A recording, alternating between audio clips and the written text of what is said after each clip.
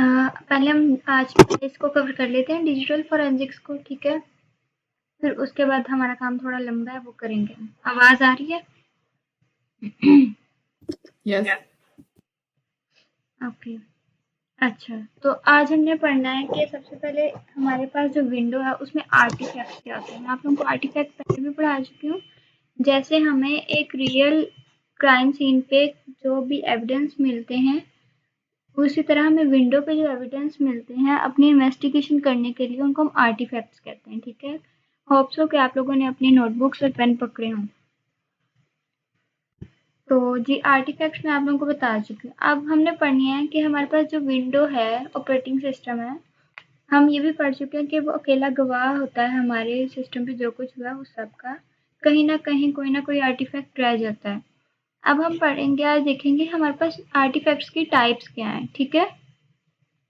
जो हमारे पास आर्टिफैक्ट्स हैं उसकी हमारे पास 3 टाइप्स हैं मेन। यूजर एक्टिविटी की, यूजर ने क्या क्या एक्टिविटी परफॉर्म की है सिस्टम के ऊपर, क्या सर्च किया, कौन सी फाइल्स ओपन की है, कौन सी वेबसाइट ओपन की है, कौन सी कमांड्स चलाई हैं। कहीं ना कहीं हमारे पास हिस्ट्री रह जाती है, ठीक है। और हमारे पास बहुत से हार्डवेयर और सॉफ्टवेयर टूल्स हैं जो हमारी हेल्प करते हैं इस हिस्ट्री को एक्सट्रैक्ट करने में और अपना एविडेंस को तैयार करके कोर्ट में पेश करने के लिए, ठीक है। फिर सेकंड वन है हमारे पास सिस्टम एक्टिविटी कि हमारे सिस्टम में कौन कौन से नेटवर्क जो हैं वो कनेक्ट हुए हैं, कौन कौन से नेट प्रोग्राम्स इंस्टॉल किए गए हैं और कौन कौन सी जो लॉगिन फाइल्स हैं, फाइल्स लॉगिन की गई हैं, कौन कौन से यूजर ने लॉगिन करने की ट्राई की और हमारे सिस्टम को यूज किया, ठीक है। ये हमारे पास यूजर एक्टिविटी और सिस्टम एक्टिविटी आ गई। तीसरा कॉन्फ़िगरेशन। कॉन्फ़िगरेशन में ये आता है हमारे पास कि जो हमारे सिस्टम की सेटिंग्स हैं वो कैसे होंगी, वो किसी ने चेंज की हैं, ठीक है। उसके साथ जो कोई हार्डवेयर डिवाइस कनेक्ट की गई है उसकी हिस्ट्री सारी, और फिर से यूजर अकाउंट्स के साथ जो छेड़खानी की गई है उसकी सारी हिस्ट्री हमारे पास आर्टिफैक्ट्स में आएगी, ठीक है। ये 3 टाइप्स के आर्टिफैक्ट्स होते हैं हमारे पास विंडोज में। अब हमारे पास जो ऑपरेटिंग सिस्टम है इसमें जो प्राइमरी, मैंने आपको बताया प्राइमरी विटनेस होता है हमारे सिस्टम के साथ जो कुछ भी एक्टिविटी है उसकी। कहीं ना कहीं कुछ ना कुछ छोड़ जाता है हैकर या कोई जो भी क्रिमिनल है और हम उससे अपने एविडेंस को तैयार कर सकते हैं, ठीक है। अब हमारे पास जो इम्पोर्टेंट चीज़ है वो इस्टेब्लिश टाइमलाइन है कि किस वक्त जो इवेंट है हुआ, किस वक्त टारगेट किया गया सिस्टम को, ठीक है। यूजर की इंटेंशन क्या थी, उसने क्या चीज जो है चोरी करने के लिए हमारे सिस्टम को जो है ऑथराइज किया था अनऑथराइज तरीके से, या फिर हमारे सिस्टम में कोई खराबी करने के लिए किया था, उसकी इंटेंशन क्या थी ये देखेंगे हम। प्रूफ नॉलेज देखेंगे कि जो फाइल यूजर को चाहिए थी क्या वो उसके बारे में जानता था या फिर वैसे ही उसने हमारे सिस्टम में एक्सेस ले लिया और वो उसे ढूंढेगा, क्या वो सीधा उस फाइल तक गया था जो उसे चाहिए थी या वो ढूंढता रहा था, ठीक है। जाहिर सी बात है अगर वो ढूंढता रहा था तो इसका मतलब है कि वो कोई आउट ऑफ एक्सेस बंदा है, हमारी कंपनी से बाहर गया। अगर वो सीधा उस फाइल पे गया था तो इसका मतलब है कंपनी के किसी अंदर से ऑर्गेनाइजेशन के बंदे ने, एम्प्लॉय ने कोशिश की है, ठीक है। रिकवर डिलीटेड डाटा, फिर हम उस डाटा को रिकवर करते हैं, ठीक है। फोरेंसिक्स प्रिंसिपल क्या, different operating system stores the information in different location and formats. अब जो लिनक्स है, विंडो है, यूबंटू है और मैक है, हर ऑपरेटिंग सिस्टम जो है वो उसका अपना तरीका होता है एविडेंस को सेव करने का, ठीक है। और अपना तरीका होता है इन आर्टिफैक्ट्स की इंफॉर्मेशन कलेक्ट करने का। अब हमारे पास जो फोरेंसिक गोल है हमने इसको रिकवर कैसे करना है, जो उसने डाटा डिलीट कर दिया है हमारा, ठीक है। उसको इंटरप्रेट करना है, हमने उसे देखना है, एनालाइज करना है कि क्या हो रहा है और उस आर्टिफैक्ट को हमने प्रिजर्व कर लेना है एज ए एविडेंस कोर्ट में पेश करने के लिए, ठीक है। हमने सिर्फ डाटा को कलेक्ट नहीं करना, इसको इंटरप्रेट भी करना है, ठीक है। अब परसिस्टेंस हमारे पास क्या है कि हमारा जो आर्टिफैक्ट था वो कहाँ पे स्टोर था और क्या उसको मिटा दिया गया था, हमने टूल्स के जरिए से रिकवर किया या फिर जो अटैकर था वो उसको रिमूव करना भूल गया या इंटेंशनली उसको वहीं पे छोड़ गया। वोलेटिलिटी क्या है हमारे पास, जितना भी अब जैसे मेरी स्क्रीन ऑन है, जितना भी डाटा, जितने भी ब्राउजर्स खुले हैं, ये सारे वोलेटाइल है। मेरा टाइम इस वक्त जो है सारा कुछ वोलेटाइल है। जैसे ही मेरा सिस्टम ऑफ होगा ये सब कुछ रिमूव हो जाएगा। जो एप्स मेरे सिस्टम ऑन करते ही वैसे ही ओपन नहीं होंगे, जो काम वैसे ओपन नहीं होगा जैसे मैं कर रही हूँ, वो सारा वोलेटाइल है जो लॉस हो जाएगा। ठीक है, तो हम सबसे पहले क्या करेंगे, वोलेटाइल डाटा को कलेक्ट करेंगे अगर हमें ऑन सिस्टम मिल गया है। ठीक है, जितनी भी चीजें हमारी रैम पे चल रही हैं हम उनको कलेक्ट करेंगे।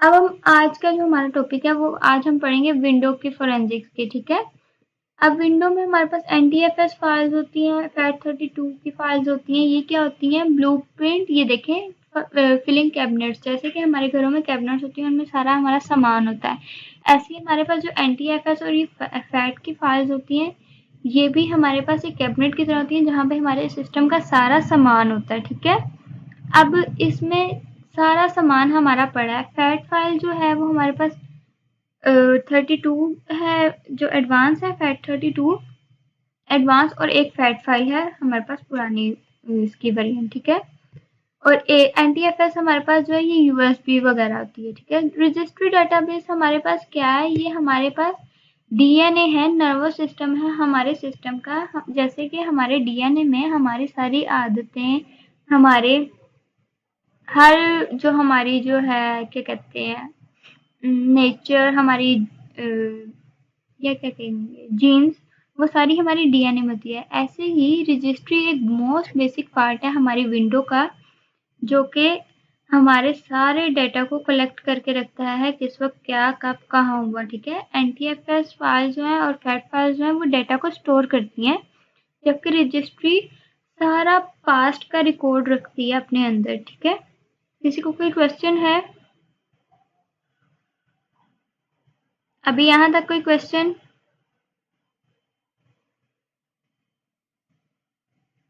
सो गए हो? ओके, आगे चलते हैं। अच्छा, फिर हमने कहा विंडो इवेंट लॉग्स। ठीक है, ये हमारे पास जैसे कि हमारे घर के बाहर एक सिक्योरिटी गार्ड रखा है हमने, वो हर आने जाने वाले बंदे का हिसाब रखेगा, कौन किस वक्त आया, क्यों आया, उसका नाम क्या था, उसका ID कार्ड नंबर क्या था। जैसे कि अक्सर आप लोगों ने देखा है हमारी यूनिवर्सिटीज़ कॉलेजेस वगैरह में, अगर हम एज अननोन पर्सन जाए वो हमारा ID कार्ड लेते हैं, उसका नंबर रिटर्न करते हैं। ठीक है, यही काम हमारे पास लॉग फाइल करती हैं। सारी जो हमारी इंफॉर्मेशन है, कौन हमारे सिस्टम में कब आया, क्या एक्सेस किया, लॉग फाइल्स इसको सेव कर लेती हैं। ठीक है, इन तीनों चीज़ों में आपको डिफरेंस अच्छे से बताना चाहिए। फैट फाइल्स और मतलब NTFS जो है वो हमारे पास सारा डाटा स्टोर करती हैं। ठीक है, रजिस्ट्री हमारे पास DNA है, जो सारी पास्ट की जो हमारा फंक्शन हुए हैं सिस्टम में वो रखती हैं, और लॉग्स हमारे पास में हमारे सिस्टम में कौन आया, किसने क्या किया, वो सब। ठीक है, फिर प्रीफेच फाइल्स है। ठीक है, ये हमारे पास क्या होती है, कैशे में जो फाइल्स होती हैं वो होती हैं। ठीक है, और रिसाइकल बिन हमारे पास, हम आप सबको पता है ट्रैश कैन होता है कि हमने कुछ फेंक दिया तो हमने उसे रिकवर कहाँ से करना है, रिसाइकल बिन से करना है।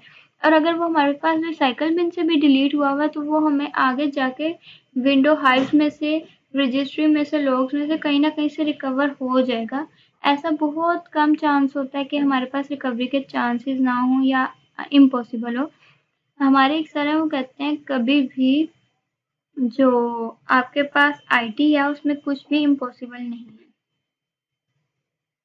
ठीक है, अब विंडो रजिस्ट्री, जैसे कि मैंने आपको बताया डिजिटल DNA है, जैसे इंसानों का DNA होता है वैसे रजिस्ट्री भी एक DNA है सिस्टम्स का, जो कि उसकी सारी पास्ट हिस्ट्री रखती है अपने अंदर। ठीक है, ठीक है, और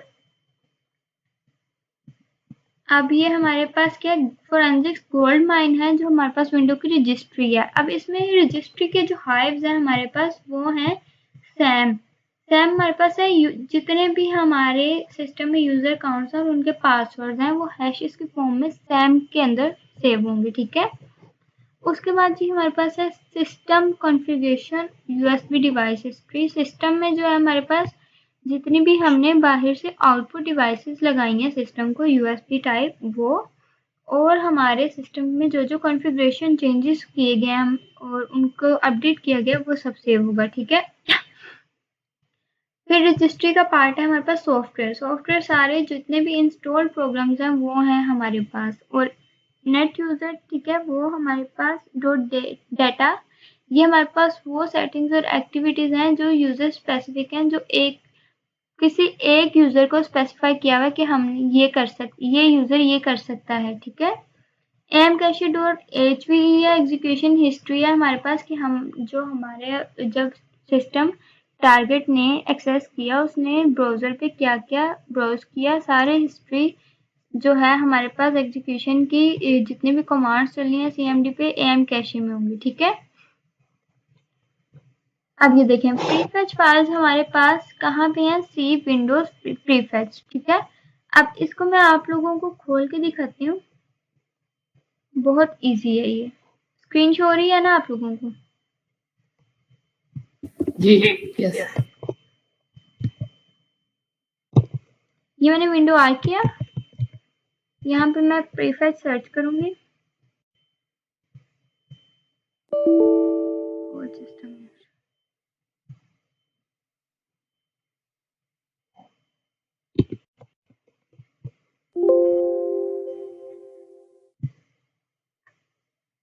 देखें ये मेरे पास प्रीफेच फाइल्स खुल गई, ये सारी मेरे सिस्टम में जितनी भी फेचिंग हुई है सारी डिटेल्स देंगे, ठीक है।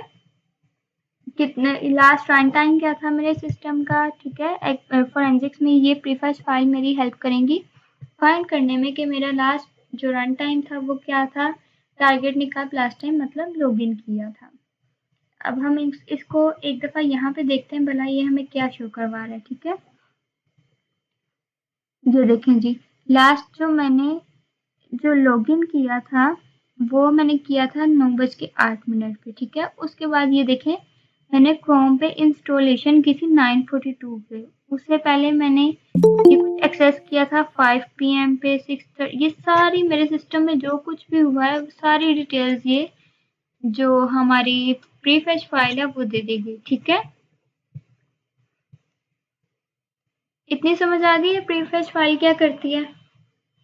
मैंने आप लोगों को खोल के भी दिखा दिया। यस अब उसके बाद हमारी है next shortcut files dot link, ठीक है। ये क्या करती है हमारे पास, ये तब हमारे पास बनती है जब हमारे पास यूजर कोई भी फाइल को खोलता है, ठीक है। जैसे यूजर ने कोई फाइल खोली पीछे हमारे सिस्टम में एक शॉर्टकट फाइल बन गई जिसको हम डॉट लिंक फाइल कहते हैं। इवन कोई यूएसबी वगैरह भी अटैच हुई है तो उसकी स्पेस फाइल में आएगी, ठीक है। ये देखें इसका क्या है, फोरेंसिक्स वैल्यू क्या है कि आपके जो यूजर जो है हैकर है अटैकर है उसने कोई भी नेटवर्क डिवाइस या यूएसबी डिवाइस अटैच किया है तो ये आपको लिंक फाइल बता देगी, ठीक है, डॉट एलएन की फाइल बता देगी। अब ये हमारे पास क्या कहाँ जाके सी ड्राइव में जाके यूजर्स में जाके आपने अपने यूजर नेम में जाना है, उधर से app data roaming Microsoft Windows recent, ठीक है। ये पूरे पाथ दिए हुए मैंने, ठीक है। अगर आप लोगों को जरूरत हुई तो मैं आप लोगों को ये पीडीएफ शेयर कर दूंगी, वैसे हम इसको एक दफा खोल के देखते हैं, ठीक है। देखें हम पहले सी में गए यूजर्स, फिर ठीक है, उसके बाद हमने जाना है ऐप डाटा में। ये देखें ऐप डाटा, नेक्स्ट हमने जाना था रोमिंग माइक्रोसॉफ्ट विंडोज, ठीक है। ये देखें रोमिंग स्टेट, ये तो मेरा फोल्डर एम्प्टी है।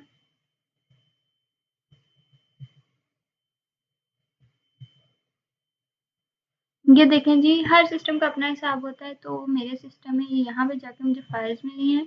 ये इसके लिए स्पेशल सॉफ्टवेयर करने पड़ते हैं इनको ओपन करने के लिए, तो ये ओपन हो जाती है और हमें सारी जो इस पे इवेंट्स हुए हैं वो दिख जाते हैं, ठीक है। ठीक है, और की विंडोज आर्टिफैक्ट 2 सेकेंड आर्टिफैक्ट क्या सिम कैशे है हमारे पास, और एप्लीकेशन कंपैटिबिलिटी कैशे है, एम कैशे भी कहते हैं हम इसको, ठीक है। ये बताती है हमें कि सबसे पहले यूजर ने क्या एग्जीक्यूट किया और सबसे लास्ट में क्या एग्जीक्यूट किया, उसकी टाइमिंग बताती है। ये हमारे पास इसलिए यूज होती है ताकि हम इजीली जो देख सकें कि कौन सा मालवेयर और टूल रन किया गया है हमारे सिस्टम पे, ठीक है। और सेकंड है हमारे पास रिसेंट फाइल और जंप लिस्ट। ये हमारे पास क्या करती हैं, टाइमलाइन देती हैं यूजर एक्टिविटी की कि कितनी देर उसने एक्सेस रखी और कौन से डॉक्यूमेंट को एक्सेस किया। सेम वहीं पे जाके रोमिंग माइक्रोसॉफ्ट विंडो और रिसेंट्स में जाना है आपने। वेट,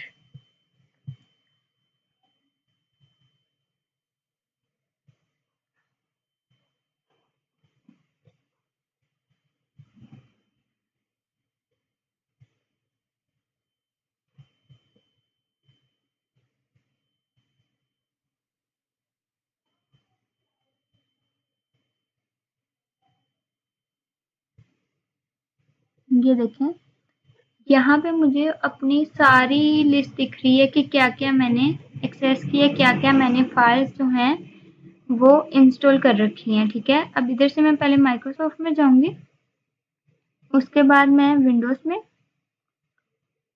इधर मेरे पास बहुत सी जो है मेरे सिस्टम की फाइल्स पड़ी हुई हैं। इस स्टार्ट मेन्यू में जाके मैं देखूंगी प्रोग्राम्स रन जो हुए हैं, ठीक है, इस तरह से। ये देखें, पूरी प्रॉपर डेट आ रही है आगे और टाइम आ रही है, मैंने किस टाइम कौन सा प्रोग्राम डाउनलोड किया और उसको यूज किया, पिछली सारी हिस्ट्री आ रही है मेरे पास। फिर नेक्स्ट है हमारे पास इवेंट लॉग्स। अब इवेंट लॉग्स क्या होते हैं हमारे पास, सिस्टम के सिक्योरिटी और एप्लीकेशन लॉग्स, ठीक है। सिक्योरिटी लॉग हमारे पास वही लॉगिन अटेम्प्ट होती हैं।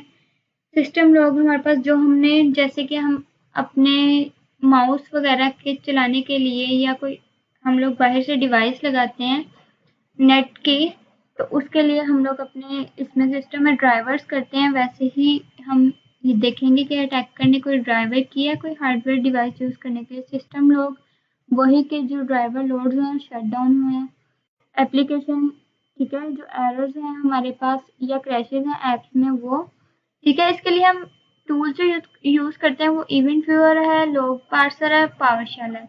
आई थिंक मेरे पास इवेंट व्यूअर होगा। अच्छा, अब ये जो इवेंट व्यूअर है ना, इसको यूज करने के लिए ना आप लोगों के पास ना सिस इंटरनल्स की फाइल होनी चाहिए। मैं आप लोगों को ग्रुप में शेयर कर दूंगी, आप लोगों ने उसको डाउनलोड करना है, फिर आपका ये जो है सिस्टम व्यूअर चलेगा। सिस इंटरनल्स हमारे पास जो है एक फाइल है जिसमें मल्टीपल टूल्स हैं, डिजिटल फोरेंसिक्स के आई थिंक 70 प्लस या 170 प्लस टूल्स हैं उसमें। जब तक वो नहीं होगी आपके पास, आपके ये इवेंट व्यूअर जैसे टूल्स जो आपकी विंडो में हैं वो नहीं चलेंगे, ठीक है। अब ये देखें, इवेंट व्यूअर में मैं देख सकती हूँ कि ये आई थिंक ये आप लोगों का ऐसे भी चल जाएगा इवेंट व्यूअर, बाकी नहीं चलेंगे, ठीक है। मैं देखूंगी मेरे पास सेव लोग कौन से हैं यहाँ पे। मैंने आप लोगों को बताया था जिस फाइल के साथ डॉलर का साइन होता है वो हमारे लिए यूजलेस होती है। तो हम विंडो के पावर शेल के देखते हैं, कोई भी नहीं है यहाँ पे। ये देखें, ये मेरे पास सारे जो हैं जूम के मेरे आ रहे हैं इवेंट्स कि मैंने कब किसके साथ मीटिंग की, इसमें सारा डेटा है मेरा, ठीक है। अब इसके बाद अगर मैं यहाँ पे व्यू में जाऊं और मैं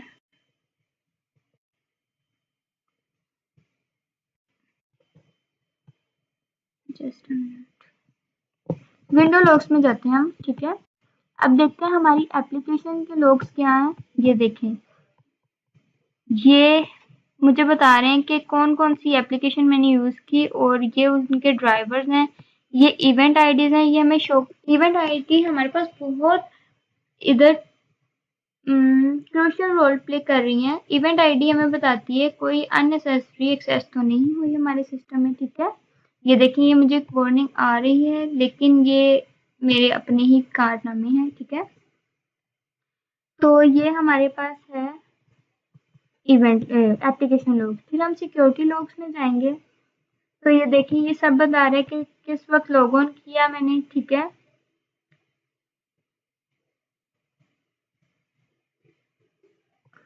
वर्चुअल अकाउंट मेरे कितने, कोई भी नहीं है, ठीक है। एलिवेटेड टोकन मेरा है और माइक्रोसॉफ्ट विंडो पे मैंने लॉगिन किया है, सक्सेसफुली लॉगिन किया है मैंने, ठीक है। कोई इसमें जो है अनऑथराइज लॉगिन नहीं है, ठीक है। ये सारे मुझे बता रहे हैं कि किस वक्त मैंने लॉगिन किया, किस वक्त मैंने अपनी पासवर्ड यूज़ किए, सिक्योरिटी कीज़ यूज़ किए हैं, ठीक है। फिर हम सेटअप के लॉग्स चेक करेंगे, ये देखें, ये भी हमें सारा बता रहे हैं किस वक्त मैंने अपने सिस्टम की कॉन्फ़िगरेशन की है। सिस्टम की देखते हैं, जो हार्डवेयर की हमारे पास है। देखें, हार्डवेयर की मैंने कोई कॉन्फ़िगरेशन नहीं की, इसलिए ज़्यादातर नन ही आ रही हैं, इसमें इतनी कोई वो नहीं आ रही है, ठीक है। इसको अच्छे से देख लें, ये ना हो मैं टास्क दूँ तो फिर आप लोग ब्लैंक हो जाएं। लॉग पार्सर है हमारे पास, आई थिंक ये आपको डाउनलोड करना पड़ेगा, ठीक है। लॉग पार्सर आप लोग डाउनलोड कीजिएगा, फिर नेक्स्ट क्लास में हम इसको भी देखेंगे। आप लोगों ने नेक्स्ट क्लास में सिस इंटरनल्स और लॉग पार्सर डाउनलोड कर लेना है। अब ये देखें जी, विंडो इवेंट्स है हमारे पास। क्या हम सी ड्राइव में जाएंगे, सिस्टम 32 में जाएंगे, विन इवेंट में जाके लॉग चेक कर लेंगे, ठीक है। प्राइमरी लॉग वही हम अभी सिक्योरिटी के लॉग्स देख के आए हैं कि कब मैंने लॉगिन किया, कब मैंने उसे एक्सेस किया। सिस्टम इवेंट्स देख के आए हैं, वही ड्राइवर, सिस्टम स्टार्ट कब हुआ, शटडाउन कब हुआ। एप्लीकेशन भी देख के आए हैं हम कि किस वक्त मैंने कौन सी एप्लीकेशन यूज़ की, क्या एरर्स आए, क्या वार्निंग्स है, मैंने आपको दिखाई। इवेंट आईडी, जैसे कि मैंने आप लोगों को बताया, event ID most crucial role play करती है, इसको नोट कर लें। सक्सेसफुल लॉगिन हमारे पास जो नॉन ऑथराइज्ड है, मतलब ऑथराइज लोगों जो हैं, जो आपने एडमिन ने किए हैं, वो 4624 लॉगिन आईडी शो करवाएंगे। लेकिन जो फेल्ड है वो हमारे पास 4625 है, जो हमारी लैब में फोकस है कि हमने देखना कोई नॉन क्रूशियल ऐसा लॉगिन तो नहीं हुआ जो हमारे सिस्टम से आउट हो, जो हमारी एडमिनिस्ट्रेशन में ना हो, ठीक है। और अकाउंट लॉकआउट मतलब अकाउंट ऑफ हो गया है, वो 4740 शो करता है हमें, ठीक है। आगे हमारे पास लिनक्स फोरेंसिक्स है, वो हम बाद में करेंगे, ठीक है। ये था आप लोगों का विंडो फोरेंसिक्स। किसी को कोई क्वेश्चन है विंडो फोरेंसिक्स में, किसी भी किस्म का कोई भी क्वेश्चन? एक सेकंड, वो जो था फेल्ड लॉगिन और उसके वो नंबर्स क्या थे? एक सेकंड, मैंने बंद कर दिया रीच, मैं आपको सेंड कर दूंगी, ठीक है, स्क्रीनशॉट। ठीक है, ओके। और किसी को कोई क्वेश्चन है? यस, आई एम सॉरी, लेकिन अगली क्लास में कौन से दो वो करने थे? एक पार्सर था और दूसरा कौन सा था जो इंटरनल। सिस इंटरनल, ठीक है। जी, एनीवन कोई क्वेश्चन? क्या हो गया सबको, सो गए?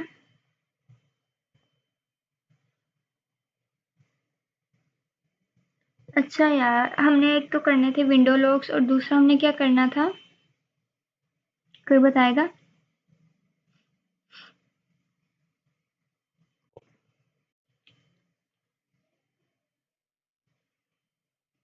हाँ, एक्टिव और पैसिव रिकॉग्निसेंस, ठीक है।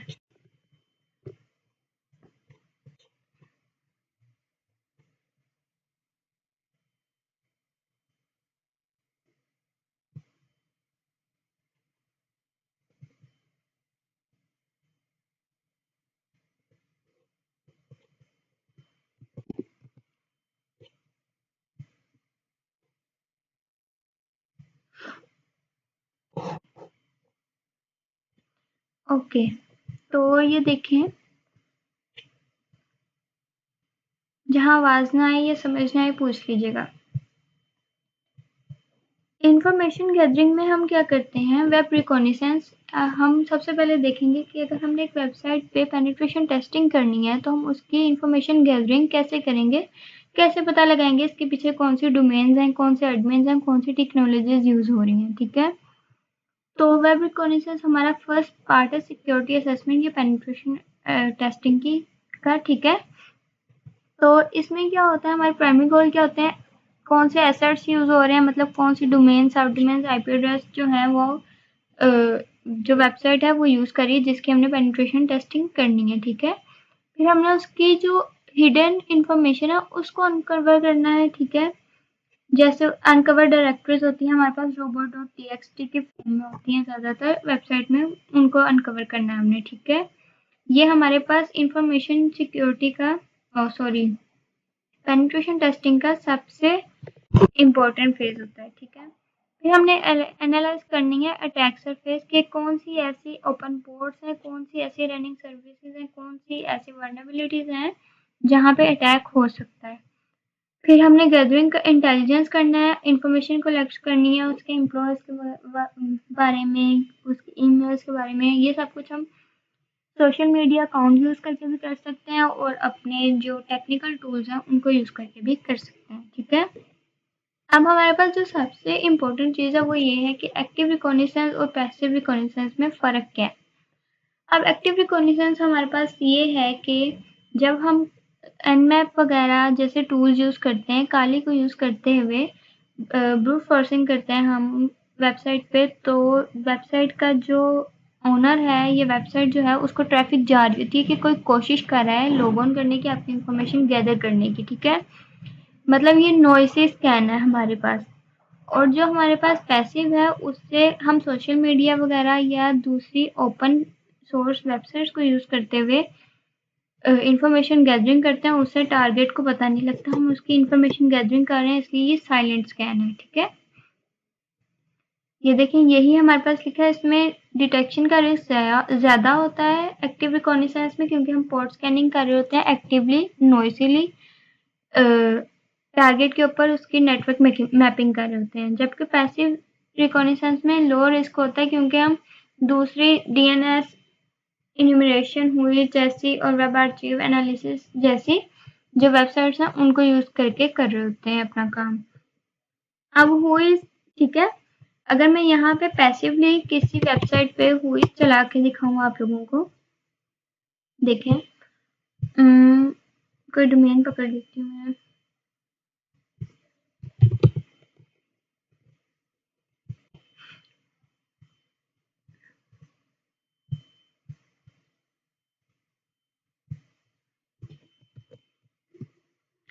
ठीक है, अब मैंने इसका व्होइस लुकअप करना है, तो मैं क्या करूँगी, इसके जो मेरे पास यूआरएल है मैं इसको यहाँ पे डाल दूँगी और सर्च करूँगी।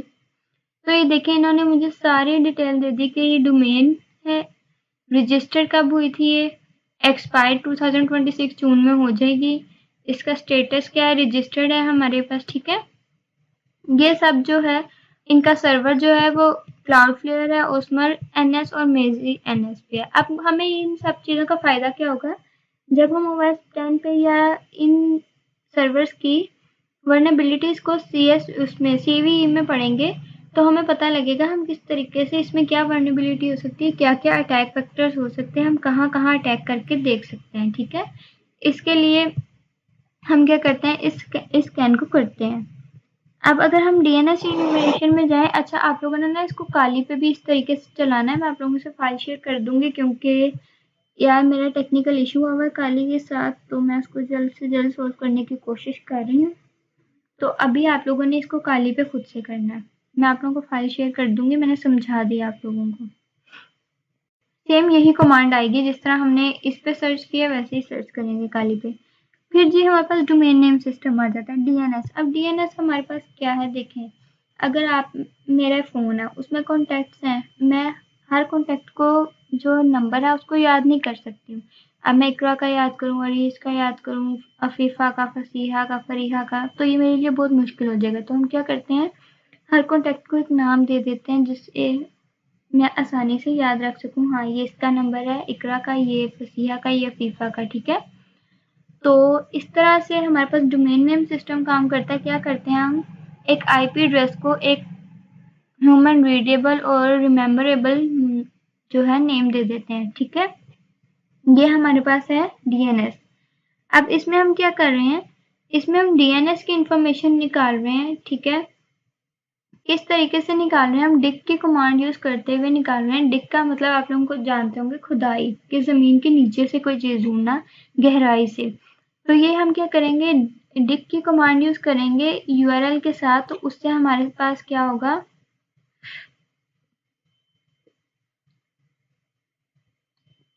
हमारे पास जितने भी सब डोमेन्स हैं डीएनएस से रिलेटेड वो आ जाएंगे, ठीक है। अब ये देखिए हमारे पास इसकी ये रिकॉर्ड टाइप्स हैं कि अगर हम सिंगल ए यूज़ करेंगे तो वो IPv4 पे जितने भी होस्ट नेम हैं वो सारे हमें दे देगा। अगर हम ये 4A यूज़ करेंगे अपने कमांड में तो IPv6 के जितने भी होस्ट नेम है हमें वो निकाल देगा, और CNAME हमारे साथ क्या करेगा, होस्ट नेम वो वाले देगा जो दूसरे होस्ट नेम की तरफ पॉइंट कर रहा होगा, मतलब एक से आगे नए से नए होस्ट नेम निकलेंगे हमारे पास, ठीक है। अब हमारे पास इसमें रिकॉर्ड टाइप्स MX जो है वो मेल सर्वर्स के लिए है, मतलब अगर हम कमांड में MX यूज करेंगे तो वो हमें बताएगा कि हम किस किस सर्वर पे मेल सेंड कर सकते हैं, ये कौन कौन सा मेल के लिए सर्वर यूज कर रहे हैं, ठीक है। NS हमें बताएगा कि डोमेन नेम सिस्टम जोन जो अथॉरिटी सर्वर है, जो सारे सर्वर्स को मैनेज कर रहा है, सर्वर कौन सा है ये बताएगा हमें, ठीक है। TXT हमें बताएगा टेक्स्ट इन्फॉर्मेशन, कि जितने भी टेक्स्ट इन्फॉर्मेशन है, टेक्स्ट फाइल्स हैं, हम वेबसाइट में उसकी इन्फॉर्मेशन देगा। SOA हमारे पास जो है एडमिनिस्ट्रेटिव इन्फॉर्मेशन है, कि एडमिन कौन है, रजिस्ट्रार कौन है, सारी इन्फॉर्मेशन दे देगा, ठीक है। अब ये देखें, सब domains are essential extension of a primary domain name. अब जो हमारे पास सब डोमेन्स हैं वो हमारे पास एक डोमेन की एक्सटेंशंस होती हैं कि उससे कितनी मेल्स बिलोंग कर रही हैं, ठीक है। अब जैसे मैं सुपीरियर की पेज को खोलूं तो उसमें हमारे पास उसके सब डोमेन्स हैं, ERP बिलोंग कर रहा है उससे, LMS बिलोंग कर रहा है, फैकल्टी का पेज बिलोंग कर रहा है, ये सारी हमारी उसके पास हमारी जो है उसकी सब डोमेन्स हैं, ठीक है। इसमें भी हमारे पास एक्टिव इन्यूमरेशन आ जाती है, इसमें हम ब्रूट फोर्सिंग करते हैं और DNS जोन ट्रांसफर करते हैं, ठीक है।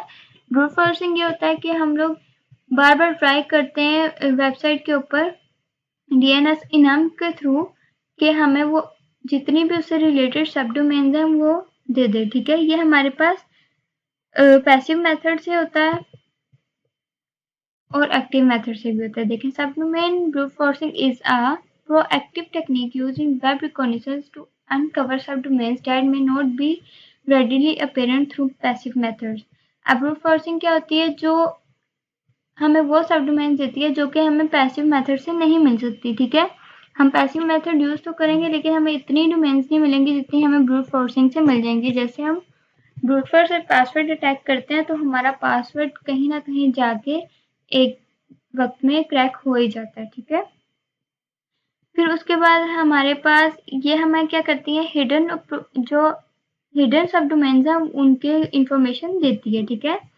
जो हमारे पास इसके लिए टूल यूज होता है वो DNS इनम है, ये काली पे यूज होगा आपके पास, ये इसकी कमांड है, ठीक है।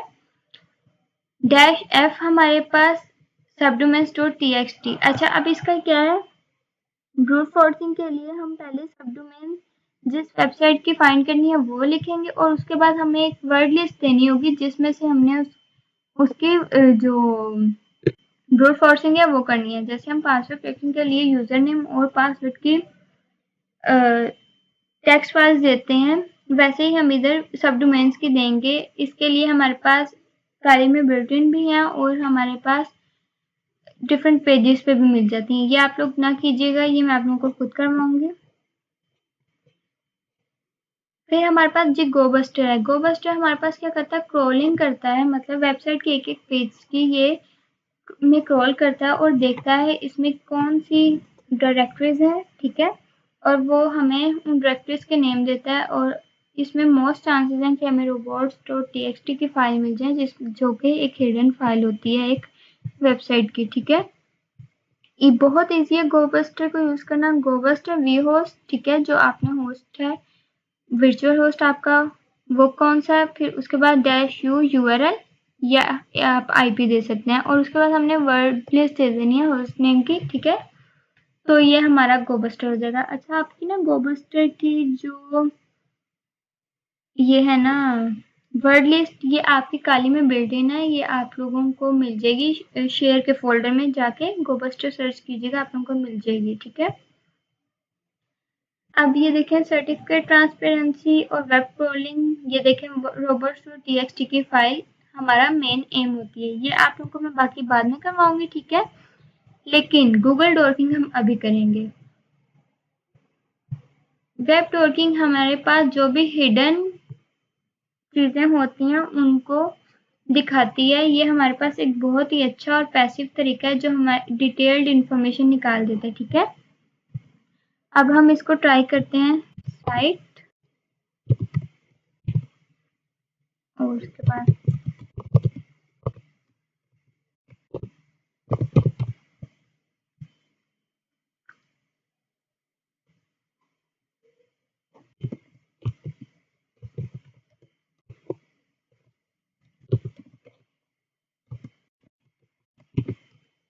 यहाँ पे हम कुछ भी लिख सकते हैं जो हम फाइंड कर रहे हैं, ठीक है। ये देखें, अब अगर मैंने अपने सुपीरियर के पेज का पासवर्ड रीसेट करना, उससे रिलेटेड मेरे पास सारे पेजेस आ गए हैं, ठीक है। और हो सकता है इसमें हमें कोई ना कोई पासवर्ड लीक भी मिल जाए, ठीक है। ये देखिए, manage password and accounts for students, ये सारी वो हैं जिस पे हमें पहले, अगर मैं ऐसे ही आपको सर्च करके दिखाऊं तो मुझे ये साइट नहीं मिलेंगी इतनी आसानी से। ये मुझे डिटेल्ड साइट्स मिल गई हैं कि मेरे पास पासवर्ड्स की सारी इन्फॉर्मेशन, अगर मुझे अपना पासवर्ड भूल गया है तो मैं कहाँ-कहाँ जाकर उसको कर सकती हूँ लॉगिन, या मैं जो स्टूडेंट्स पासवर्ड हैं उनके तक कैसे, उनकी सर्विसेज कैसे देख सकती हूँ, उनको कैसे मैनेज किया हुआ है वो सब देख सकती हूँ। ये सारी इन्फॉर्मेशन मुझे, ये देखें, अगर मैं ऐसे सर्च करूँ तो ये देखें मुझे वो सब कुछ इतनी आसानी से नहीं मिल रहा। आप खुद देखें, यहाँ पे कम रिजल्ट हैं बजाय के उस मेथड के जो हमने पहले यूज किए थे, दिस वन, ठीक है।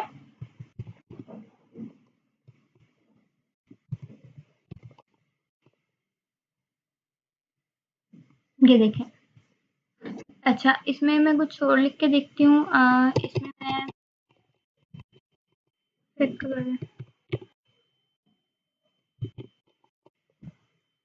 ये देखें, फैकल्टी से रिलेटेड जितने पेजेस हैं वो सारे मेरे पास खुल गए। इसमें मेरे पास सुपीरियर के अलावा और किसी वेबसाइट का रिजल्ट नहीं आएगा। इसकी एक खास बात ये है, ठीक है। ये हमारे पास गूगल डॉकिंग है।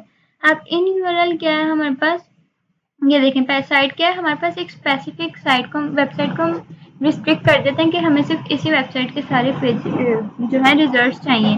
अब इन यूआरएल हमारे पास क्या है, स्पेसिफिक यूआरएल जो है हमारे पास, उस पे काम करना है हमने।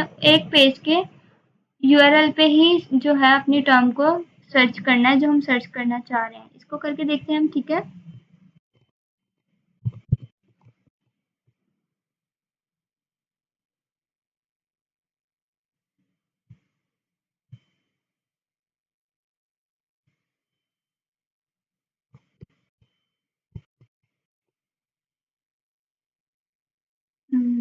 एक-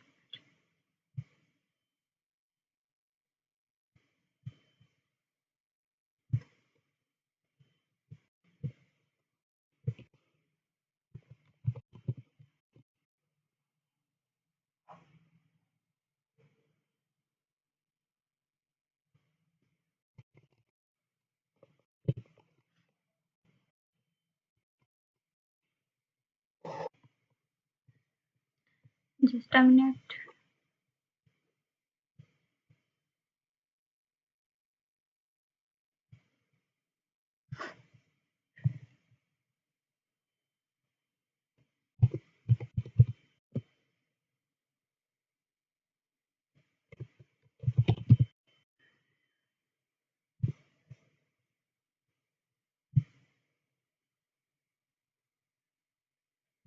ओके, अगर हम इसको इस तरह से करें, पहले हम इधर सुपीरियर की साइट खोलते हैं।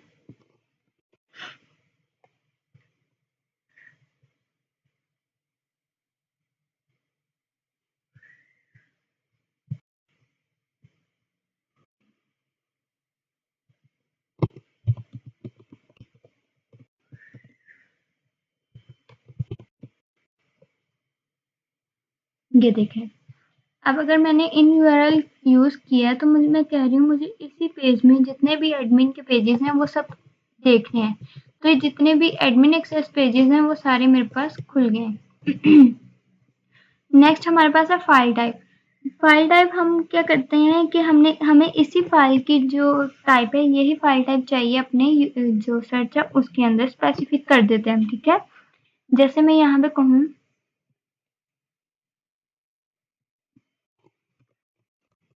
फाइल टाइप,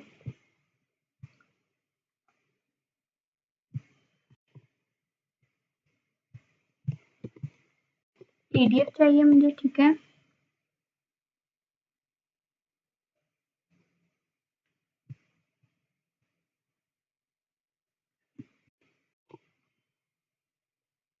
ये देखें, ये सारी मेरे पास एडमिन से रिलेटेड जितनी भी PDF फाइल्स हैं वो सारी ओपन हो जाएंगी।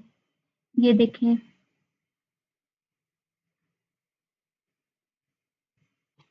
जितनी भी PDF फाइल्स हैं मेरे पास सुपीरियर के पेज में वो सारी ओपन हो जाएंगी, ठीक है।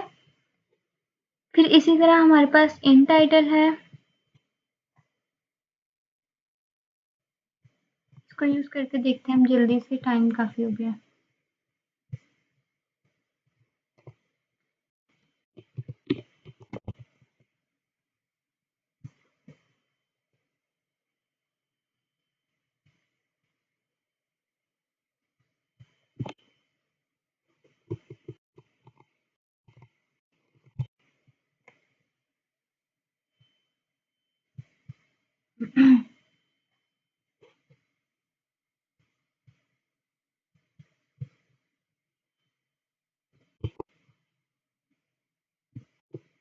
ये देखें, अगर मैंने कहा है कि मुझे जितने भी इस टाइटल के पेजेस हैं एडमिन के नाम से सुपीरियर के, वो ओपन करके दे जिसमें ये टाइटल यूज हो रहा हो एडमिन का, उसने मुझे उनके सारे वो पेजेस दे दिए हैं, लिंक्डइन से लेके हर जगह के, ठीक है।